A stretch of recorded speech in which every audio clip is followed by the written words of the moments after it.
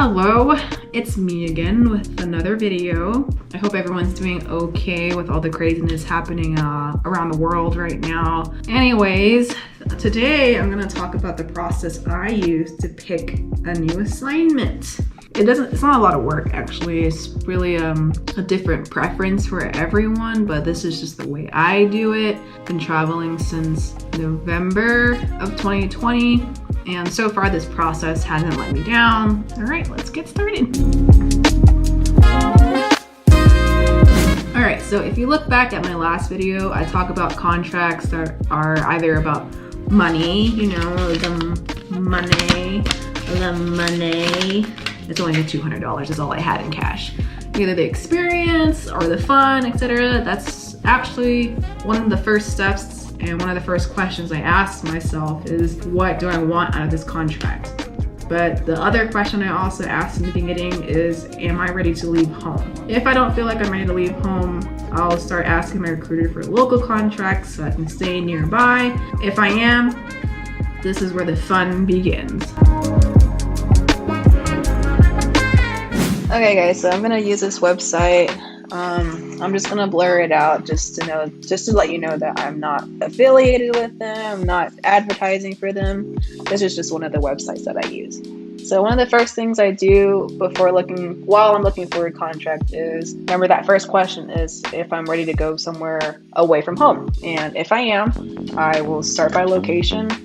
And if there's somewhere specific that I want to go, then I'll type in the location for where I want to go. And this website has conveniently already separated these states into letting you know which one's compact and which one's not. But it doesn't matter because most travel agencies will help you get a license in a non-compact state if you have a non-compact license anyways.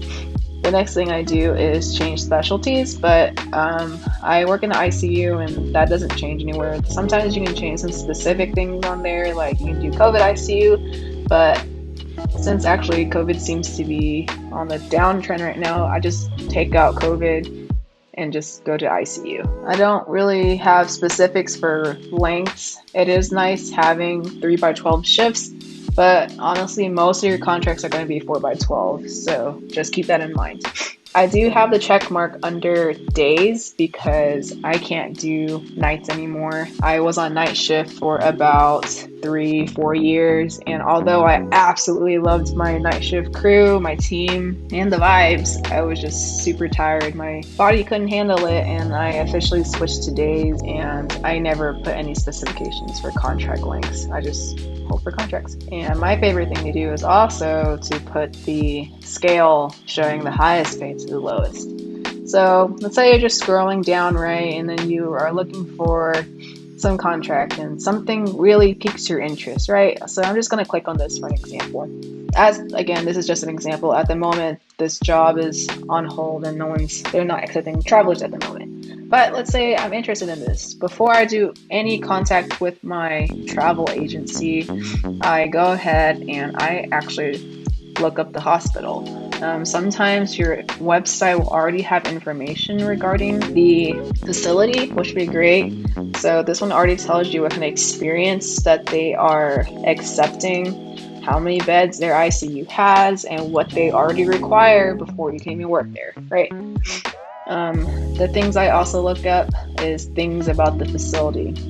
Sometimes your website won't have information about it, and that's when I go on Google. I look at their trauma levels, what kind of charting system they use, and how many beds.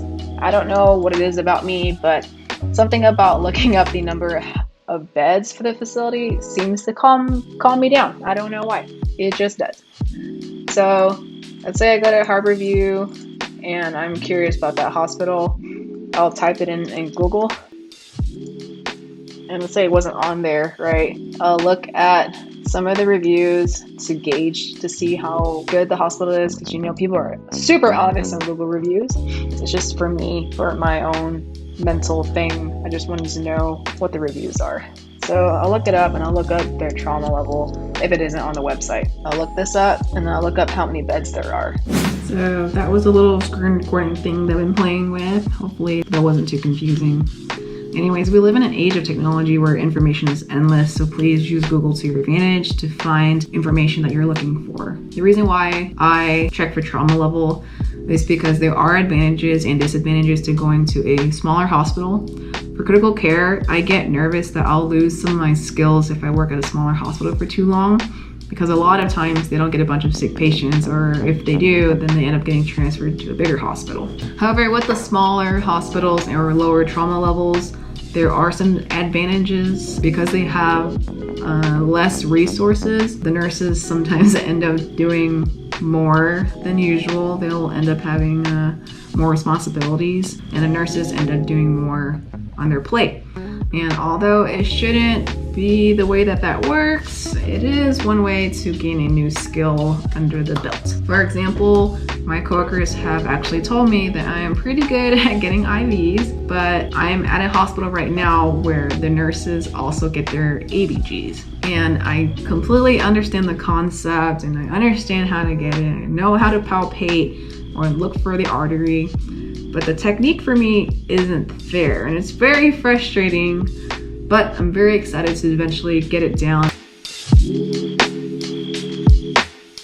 So now at this point, if I'm happy with the trauma levels, whatever I found on Google, I continue on to see if there's affordable housing in the area.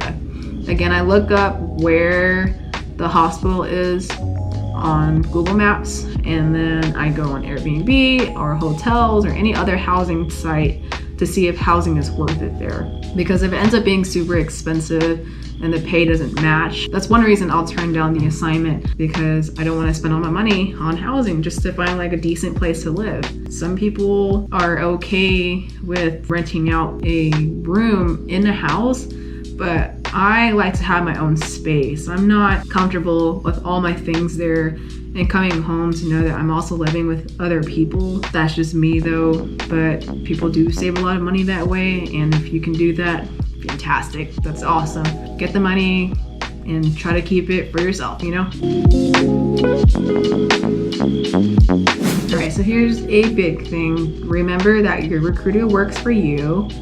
And remember that it's okay to call and ask as many questions or call them with any concerns that you have, because it is their job to help you alleviate some of those concerns so that you can be comfortable enough to take your assignment and go. Whenever I talk to my recruiter about a contract I'm interested in, I ask them a few questions that I may or may not have already found the answer to already. I'll ask them to kind of check the taxes for me depending on that state to see what my take-home pay would be. I'm really not the best when it comes to numbers or looking up taxes and things like that. I'm sure I could figure it out, but I just find it easier to ask my recruiter. And then I ask them if they have had any other travelers that have been sent to that hospital or to that specific assignment, because if someone's already there, I can ask them directly, or they'll ask them for me if they like the hospital, if they don't like the hospital, why don't they like it, are they having trouble finding housing and things like that. So you get like a first-hand look before you started the contract. So it's really convenient to have that there. Also, having another traveler working at your assignment or your location area gives you a benefit of being able to ask them where they're staying, and maybe if they found a great place to stay, or if they have an inn with the person that they're staying, and then they can help you with discounts for housing there as well. And the next thing, if all of that continues to sound good, that's when I tell my recruiter to submit my application to the hospital. This is another part where you can get the inner workings of the hospital. 50 out of 50, you will get some kind of interview from the hospital, and that is your chance to ask your questions again. I like to ask what their charting system is, what the hospital workflow is like there, what the ratio has been most of the time, if I'm going to float off the unit often, what kind of pumps they use, because learning a new charting system and a new pump system can be super annoying and frustrating, especially if you're going somewhere brand new and then you don't know how to work the equipment. It can be very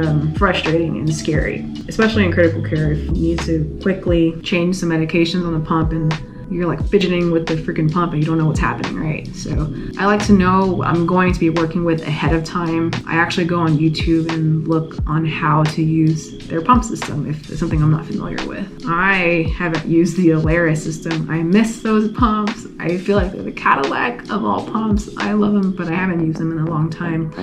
However, I have worked with more pumps other than the Alaris, and I feel a lot more comfortable whenever I go to a new assignment, and I already had experience using the pumps that they have. So that's one less thing for me to worry about whenever I go somewhere new. Anyways, I digress.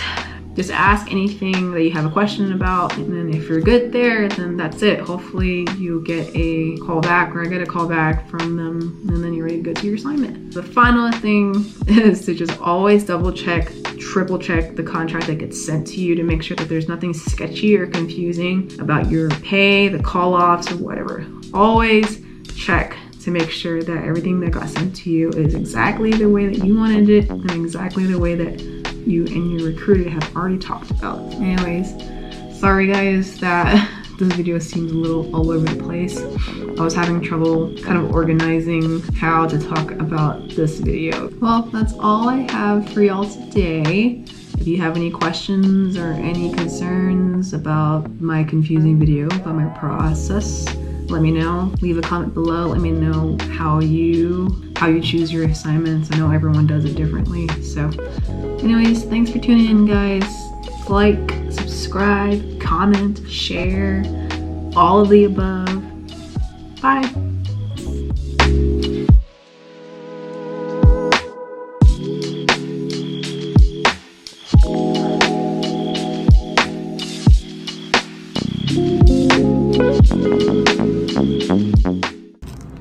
I like doing IVs, you know, I'm kind of good at them.